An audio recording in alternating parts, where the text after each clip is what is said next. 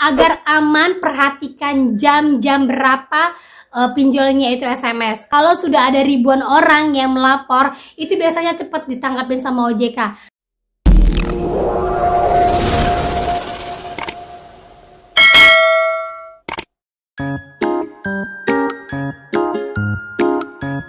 Halo, assalamualaikum warahmatullahi wabarakatuh. Apa kabar teman-teman semuanya? Alhamdulillah ketemu lagi kita ya. Maaf nih molor satu hari dari jadwal yang sudah saya berikan karena kebetulan ada kesibukan di hari guru. Malum ya, anak murid ini sekarang orang tuanya pada sibuk untuk menyambut hari guru, jadi pada prepare sana sini. Akhirnya YouTube terbengkalai. Oke teman-teman, kali ini kita langsung aja ya. Saya mau berbagi kepada teman-teman yang udah saya list, saya dapatkan dari berbagai sumber tentang DC yang datang ke rumah dan yang tidak datang ke rumah. Dan di informasi terakhir akan saya bagikan ada beberapa DC yang diinformasikan, kadang-kadang ada yang datang, kadang-kadang yang tidak. Nah, daerah mana saja yang datangnya? Oke, nanti kita akan bagikan, terus aja disimak, jangan di skip biar kalian tidak gagal paham. Tapi sebelumnya buat teman-teman yang baru saja mampir di sini, baru saja ketemu dengan channel saya, yuk kita gabung yuk, biar sama-sama memperbarui informasi yang kita punya. Oke teman-teman, jangan lupa untuk klik tombol subscribe-nya, nyalakan notifikasi loncengnya agar terus terhubung dengan saya.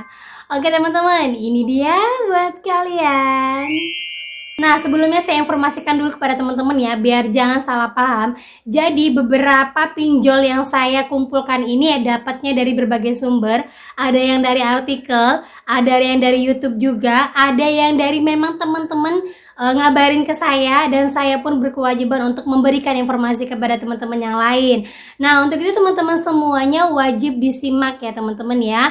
Dan juga nanti kalau ada yang mau menambahkan, silahkan tambahkan di list komentar, biar teman-teman yang lain itu pada tahu mana-mana yang memang pinjolnya datang dan pinjolnya yang tidak datang. Nah, jadi ini saya akan bagikan dulu. Yang pertama itu untuk pinjol yang tidak datang ke rumah kalian.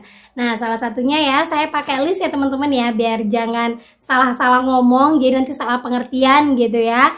Nah, yang pertama itu ada bantu saku. Yang kedua itu ada uang mie. Yang ketiga, pinjam gampang. Yang keempat, dana rupiah. Yang kelima, pinjam win-win. Yang keenam, kredito. Selanjutnya ada kami. Kemudian dana fix, KTA kilat, pinjam go, dana bijak, kredinesia, pinjam yuk, uku, pinjam duit, dana bijak, ada modal, modal nasional. Nah, itu yang saya dapat dari beberapa yang sudah dipastikan tidak ada DC-nya. DC-nya itu biasanya hanya meneror melalui WA atau melalui SMS. Tapi yang paling sering itu melalui SMS. Karena kenapa melalui SMS? Kalau melalui SMS itu susah untuk dilacak polisi.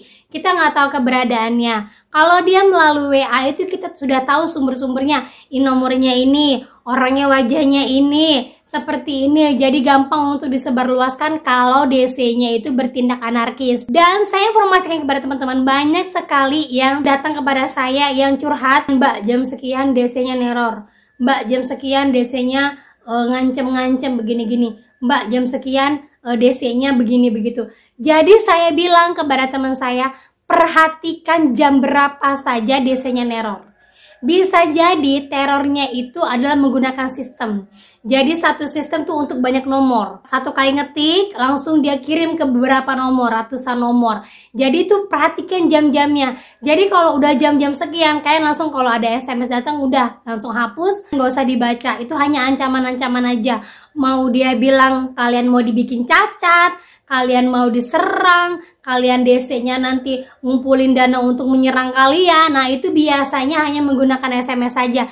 Dan ini sudah dikonfirmasi sama pihak OJK bahwa itu biasanya mereka menggunakan SMS yang memang susah dilacak. Pihak OJK juga susah melacak kalau menggunakan SMS. Tapi kalau menggunakan WA itu gampang. Nomornya kalau SMS ini berubah-ubah, nggak semuanya. Bisa sampai satu pinjol itu bisa mempunyai 100 SMS atau ratusan banyak lah ya gitu ya.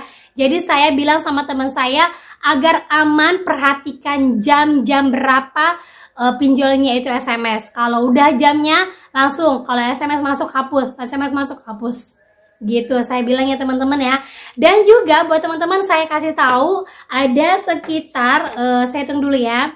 1, 2, 3, 4, 5, 6, 7, 8. Ini 8 ada pinjol yang datang ke rumah kalian.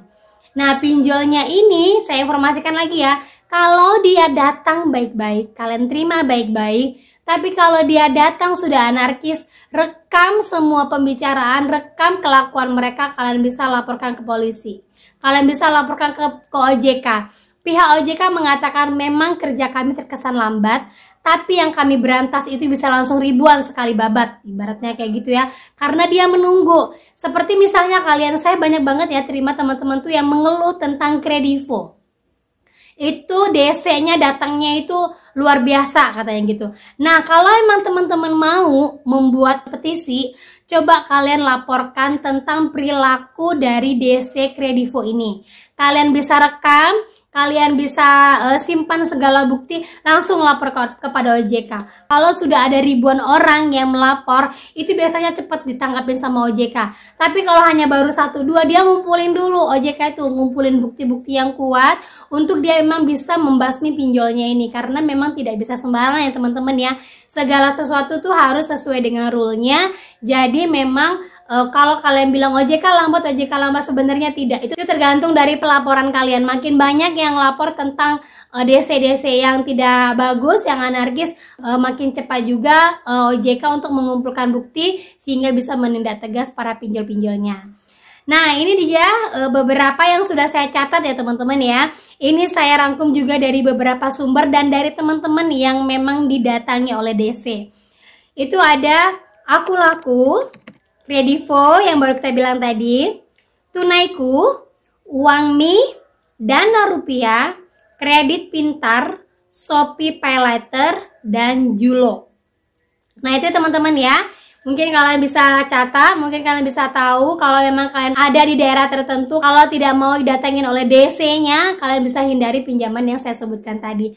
Dan di antara pinjaman yang saya sebut tadi ini, saya sudah rangkum ada 3. Ada 3 di daerah tertentu, yaitu terutama Jabodetabek. Jakarta itu memang tempatnya atau pusat utamanya para pinjol yang ada di Indonesia ya. Kalau yang udah tinggal di Jakarta itu pasti udah tahu itu pasti bakalan datangi DC. Ada juga yang tidak didatangi DC. Nah, yang kedua itu daerah rawannya itu Jawa, karena Jawa itu dekat dengan Jakarta ya, dekat dengan Jabodetabek. Jawanya itu paling dekat itu Jawa Tengah. Kalau udah Jawa Timur ke sana katanya DC-DC-nya itu nggak terlalu banyak, ada tapi nggak terlalu banyak.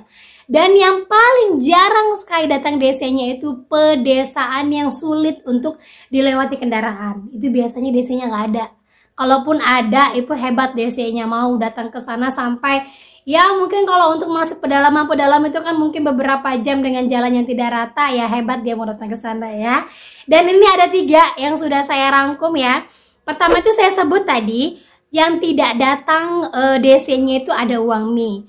Tapi menurut teman saya di daerah Jakarta, Uangmi itu datang. Uangmi itu datang DC-nya ke rumah kalian, gitu ya. Terus ada lagi Dana Rupiah. Menurut teman saya yang di Purworejo, itu Dana Rupiah datang ke rumahnya. Dan yang di Jakarta juga mengatakan Dana Rupiah ini datang ke rumahnya pinjolnya. Jadi hati-hati ya. Mungkin ada sebagian yang datang, mungkin ada yang tidak. Yang terakhir tadi itu ada kami. Nah, ada kami itu juga ada yang mengatakan dia datang, ada juga yang mengatakan dia tidak datang. Saya tegaskan lagi, di daerah tertentu ada yang datang dan ada yang tidak. Namun untuk yang ketiga ini itu bisa kalian wanti-wanti juga. Kalau dia kadang-kadang datang, kadang-kadang enggak. Nah, teman-teman bisa catat, tentu bisa ingat mana-mana yang sudah saya sebutkan. Itu kalau kalian tidak mau datangi DC, pengen minjem tapi tidak mau datangi DC, kalau diteror-teror aja masih bisa mentalnya kuat, itu coba untuk yang tidak datangi DC. Tapi bagi kalian yang memang yakin bisa membayar, yakin bisa melunaskan itu di yang datang dan tidak datang bisa kalian untuk pinjam. Tapi tetap selalu ingat ya teman-teman, yang namanya hutang tetap dibayarkan. Dan yang saya sebutkan tadi semua adalah pinjaman legal yang tidak didatangi dan didatangin oleh DC-nya. Jadi teman-teman perhatikan, pinjaman legal ini pasti akan tercatat di SLIK kalau pembayaran kalian mandek. Jadi kalau pembayaran kalian lancar, tidak pernah mandek di mana-mana, insya Allah tidak akan masuk ke dalam SLIK. Oke, itu saja yang bisa saya sampaikan. Semoga bermanfaat buat kalian dan semoga kalian bisa mengambil sisi baiknya dari apa yang saya sampaikan. Akhir kata saya ucapkan Assalamualaikum warahmatullahi wabarakatuh.